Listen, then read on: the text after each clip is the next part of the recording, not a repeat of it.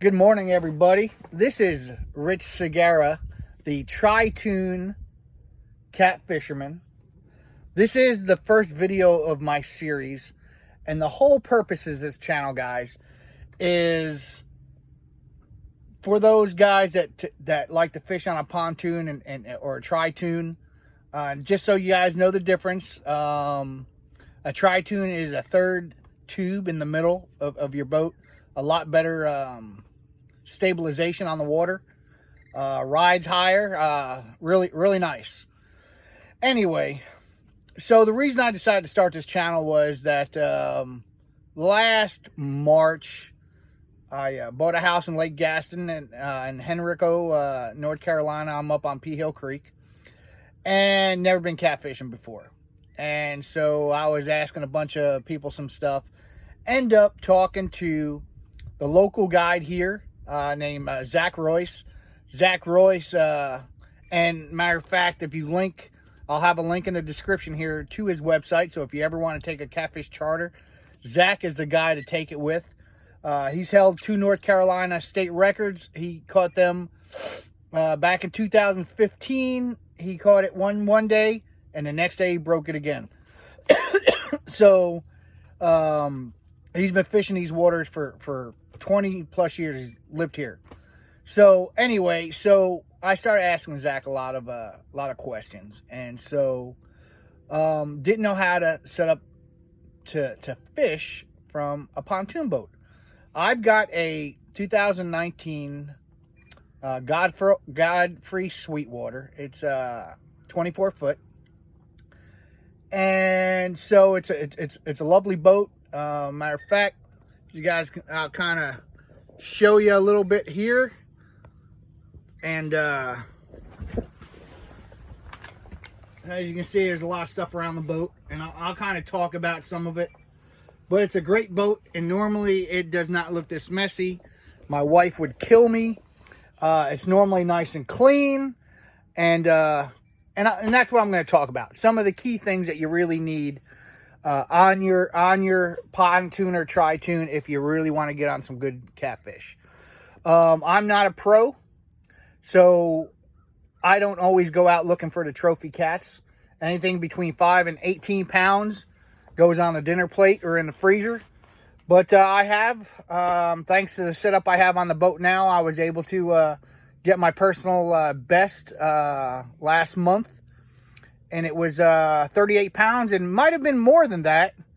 It kept flopping all over the place and me trying to weigh it. So it was jumping between 38 and 42 pounds.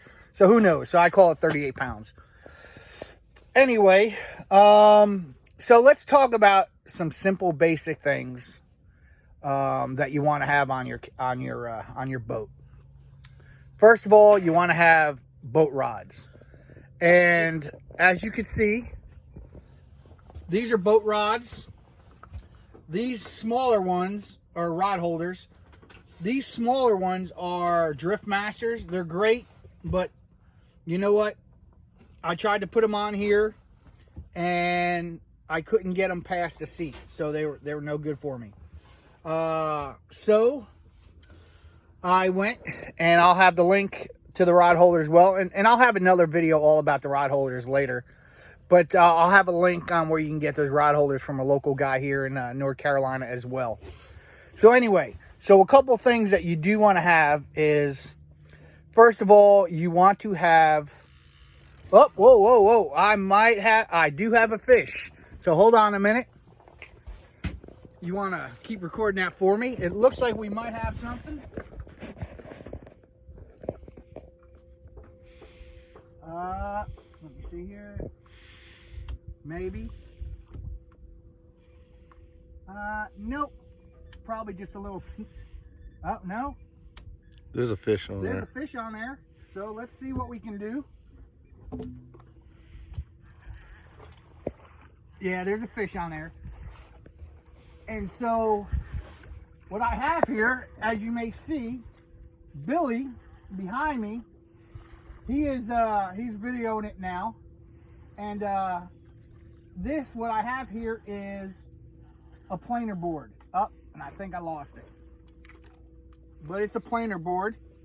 And this separates the lines. I'll have a complete video on the planer boards. Another series on that. But it separates my lines, and I'll talk about those. But I don't know if I lost it. Yeah, I lost it. Well, make sure I still got bait. But so as I was saying, key things you want to have on your boat is you want to make sure you've got, oh, I don't know, maybe not. Bait's there. All right. So you want to make sure you have rod holders, and I'll talk about rod holders and rod holder placement in another video. But you also want to have planer boards. Planer boards help separate your line, and I'll have another video on that as well. So what I'm doing now is I'm just gonna go ahead and drop this down. We're about 60 foot of water on Lake Gaston down here. We're the far end near the Roanoke Rapids Dam. And so now I'll sit there and let a bunch of line out, and I'll put the planer board. And what Billy can show you is like he's got some planer boards out. Come show him how. Just show the video on how it separates your lines, so you keep your lines apart and you got a good spread. That allows you to cover a lot more distance. Where if you didn't, you might have maybe 20 feet separation in your line in the back. But with planer boards, you can actually get up to almost 100 feet worth of fishing area. So it's a great thing. Planer boards are fantastic. And like I said, Zakk Royce has his own line of planer boards that he helped develop, and they're great too, but I couldn't catfish without them. Oh, we might have another one. So now I'll have to go back to my other line. I'll let this one out for a while. Nah, it looks like it might have snagged. That was just a snag on the bottom. So anyway, no, oh no. That's a fish. That's a fish. All right. So let's see here what happens with this one.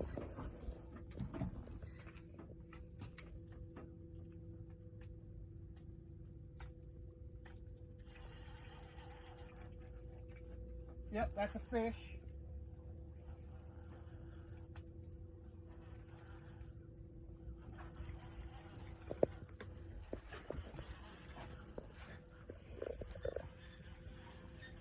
Awesome. Yep, it's still on.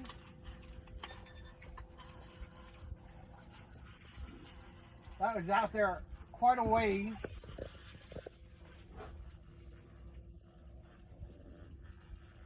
And Billy, could you stop that planer board, like put the drag up, like stop it from going out?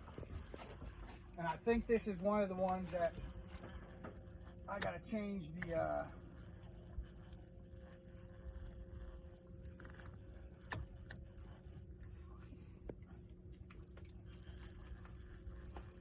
yep, I'm gonna have to walk this.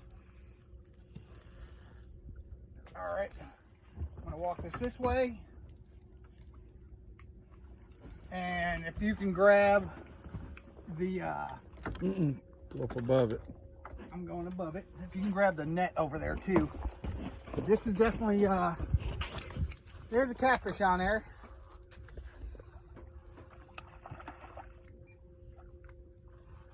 This is the first catch of the day, and it probably looks maybe like a 3-4 pound or 5-6 pounder. We'll have to change the clip to this because it went all the way down.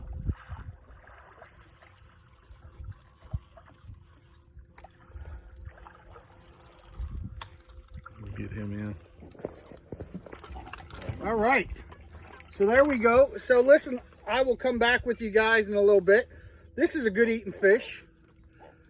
And we're going to throw him in the cooler.